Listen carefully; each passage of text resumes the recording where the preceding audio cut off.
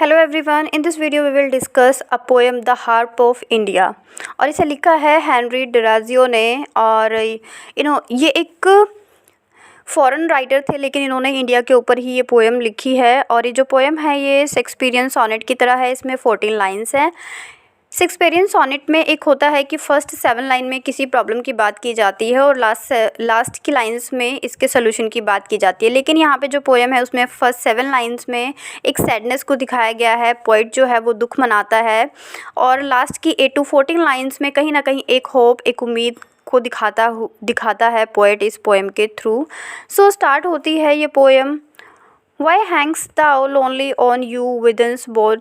Unstring forever must thou there remain. So यहाँ पे बात होती है कि यहाँ पे जो हार्प है, हार्प का मतलब होता है वीणा। अब यहाँ पे वीणा को, हार्प को एक मेटाफर की तरह यूज़ किया गया है।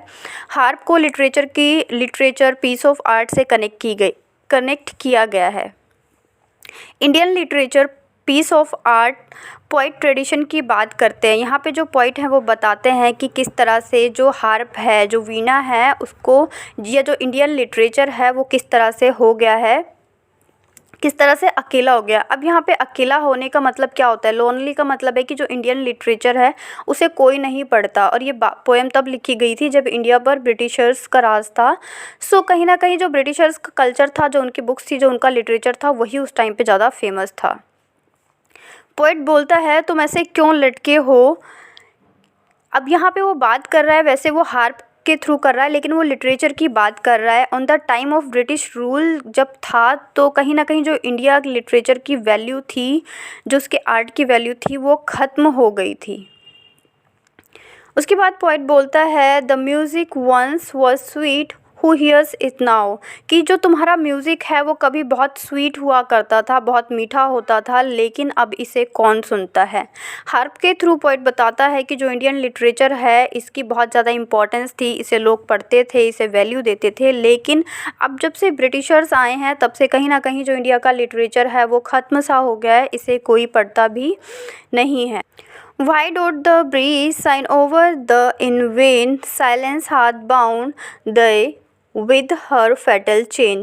यहाँ पे जो पॉइंट है वो बोलते हैं कि पहले यहाँ पे ब्रीज की बात हो रही है, हवा की बात हो रही है, कि जब हवा आती थी तो भी जो तुम्हारे तार हैं, जो वीणा के तार हैं, उनसे हवा होकर गुजरती थी और उससे एक साउंड जो थी वो प्रोड्यूस होती थी। लेकिन अब वो भी नहीं होता, अब साइलेंस हो गया है, क्योंकि इससे पहले की लाइंस में बताया है पॉइंट ने कि जो उसके तार हैं वो टूट गए हैं।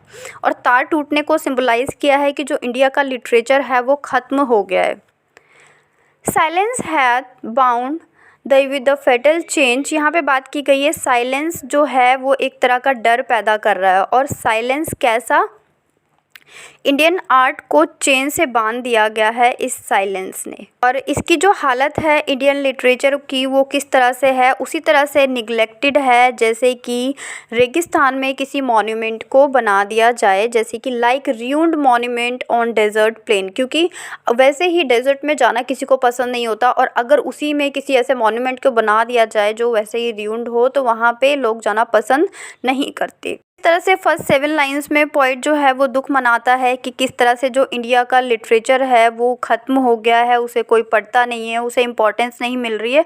और ऐसा क्यों हो रहा है? क्योंकि इंडिया में ब्रिटिशर्स का राज है और कहीं ना कहीं वो अपना कल्चर, अपना लिटरेचर, उसे ही इम्पोर्टेंस देते हैं, ना कि इंडियन लिटरेचर और पीस ऑफ आर्ट को। अब जो लास्ट की लाइन्स है ये एज वी डिस्कस अर्लियर कि यहाँ पे एक होप दिखाएगा जो पोइट है। तो यहाँ पे बात होती है ओ many a hand more worthy for that mind once by harmonious caught by sweetness gave. Last की जो लाइन्स है उसमें जो पोइट है वो एक होप को दिखाता है कहीं ना कहीं। अब ऊपर की 7 लाइन्स में उसने बात की कि किस तरह से वो दुख मनाता है कि जो उसका लिटरेचर है, जो इंडिया का लिटरेचर है, उसको हार्प से कंपेयर करता है, वीणा से कंपेयर करता है। लास्ट की लाइन्स में वो कहीं ना कहीं एक उम्मीद को दिखाता है अपनी लाइन्स के through. O many a hand more worthy more than mine, once by harmonious chord of sweetness gave, and many a worth of did the fame wine। यहाँ पे ओ मैनी अ हैंड यूज़ करता है उन writers के लिए, उन poets के लिए जिन्होंने कभी बहुत अच्छा वर्क लिखा, बहुत फेमस वर्क लिखा।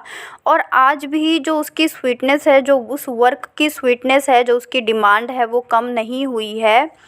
उनकी डेथ को हुए काफ़ी टाइम हो गया, लेकिन उसके बाद भी जो फेम है वो उतना ही है जितना कि पहले एक था। यहाँ पर फॉर एग्ज़ाम्पल के लिए समझ सकते हैं, अगर कोई पोइट है, कोई राइटर है, या एक शेक्सपियर जिनको आप सब जानते हैं, तो शेक्सपियर ने कोई वर्क लिखा, कोई भी वर्क लिखा, चाहे कोई नोवेल लिखी या फिर रोमियो जूलियट जो उनकी बहुत ज़्यादा फेमस हुई थी, तो उन्होंने उस टाइम पे लिखा और उसके बाद वो डेथ हो गई उनकी, लेकिन जो उसका फेम है उन्होंने किस तरीके से लिखी है उसको आज भी पढ़ने वाले पढ़ते हैं और आप सब जानते हैं उसकी कितनी ज़्यादा इंपॉर्टेंस है। तो यहाँ पे एक एग्जांपल दिया है मैंने कि किस तरह से जो राइटर्स हैं, जो पोइट्स हैं, वो अपना कोई भी लिटरेचर आर्ट लिखते हैं, जो उसकी स्वीटनेस है वो उनको क्या बना देती है, इमोर्टल बना देती है, हमेशा के लिए फेमस कर देती है। O flowers still blossoming on the minstrel's grave. और ये कैसे पता चलता है कि वो आज भी फेमस है, क्योंकि जो उनकी कब्र होती है उस पे आज भी जो फ्लावर्स हैं वो उगते हैं। अब यहाँ पे फ्लावर्स उगते हैं से पोइट्स जो है वो बताना चाहता है कि आज भी उनके उस आर्ट को, उस पोइट्री को, उस वर्क को लोग पढ़ते हैं और उतना ही इंजॉय करते हैं, उतना ही नॉलेज गेन करते हैं जितना कि पहले करते थे। Those hands are cold, but if they notes divine, maybe by mortal weakened once again. उनके जो हाथ हैं, यहाँ पे कोल्ड की बात की गई है, hands are cold. Hands are cold को कंपेयर किया गया है, जैसे कि आपको पता होगा जब कोई इंसान डेड हो जाता है, जो उसकी बॉडी है वो ठंडी पड़ जाती है। तो यहाँ पे बात करते हैं कि जो पोइट्स थे, जो नॉवेलिस्ट थे, जो लिटरेचर वर्क करते थे, वो मर चुके हैं अभी, लेकिन फिर भी जो उनका वर्क है उसने उन्हें ज़िंदा करके रखा हुआ है। As I give you example of Shakespeare, आप इसमें और भी दूसरे एग्जाम्पल्स को लिख सकते हैं। उनको क्या बना दिया है, मरने के बाद भी वो इमॉर्टल हो गए हैं, उनके वर्क ने उनको इमॉर्टल बना दिया है। अब यहाँ पे बोलते हैं Henry Derozio, harp of my country let me strike the strain, कि हार्प ऑफ माई कंट्री, अब वो अपने कंट्री को बोलते हैं। यहाँ पे जो हेनरी डिजाजियो हैं, इंडिया उनकी कंट्री नहीं है, बट फिर भी वो इंडिया को अपना कंट्री मानते हैं और इंडिया के लिए लिटरेचर वर्क लिखते हैं, पोइट्रीज़ लिखते हैं। तो वो कहते हैं कि जो ये पोइट्स हैं जिन्होंने अपना लिटरेचर आर्ट लिखा और डेथ हो गए और उनके वर्क ने उन्हें इमॉर्टल बना दिया, आज भी वो फेमस हैं, उसी में वो भी कुछ लिखना चाहते हैं इंडिया के लिए, इंडिया के आर्ट के लिए, और इसमें वो अपना कंट्रीब्यूशन देना चाहते हैं। ये पोएम यहीं पे ख़त्म होती है। अब इसमें बात करते हैं कि किस किस चीज़ का यूज़ किया गया है, डिवाइसेस कौन सी यूज़ की गई हैं। तो यहाँ पे सिमिली का यूज़ किया है, जैसे कि हमने देखा था लाइक र्यून्ड मॉन्यूमेंट्स, जो मॉन्यूमेंट्स की बात की थी तो लाइक का यूज़ हुआ, तो यहाँ पे सिमिली का यूज़ किया गया है।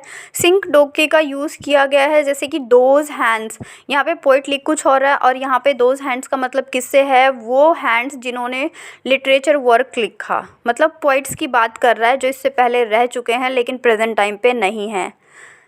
दाउ लोनली में यहाँ पे पर्सोनिफिकेशन का यूज़ किया गया है, पर्सोनिफाई किया गया है, और ब्रीज साइट में भी पर्सोनिफिकेशन का यूज़ किया है। पर्सोनिफिकेशन क्या होता है, यहाँ पे देखिए हवा को इन्होंने पर्सोनिफाई किया है। तो इस तरह से ये पोएम ख़त्म होती है, the harp of India. Discuss करते हैं हेनरी लुइस डिराजियो के बारे में। तो इनका बोर्न हुआ था 1800। इन्होंने इंडिया के ऊपर, इंडिया के नेचर के ऊपर और इंडिया में जो उस टाइम पे ब्रिटिशर्स का राज था उसको लेकर अपनी जो पोइट्रीज़ हैं उनको लिखा है और अपनी पोइट्री में बहुत ज़्यादा सिमिले, सिंक डोके और पर्सोनिफिकेशन का यूज़ किया है। If you like the poetry please like, share and subscribe us. Be with us, good bye and take care friends.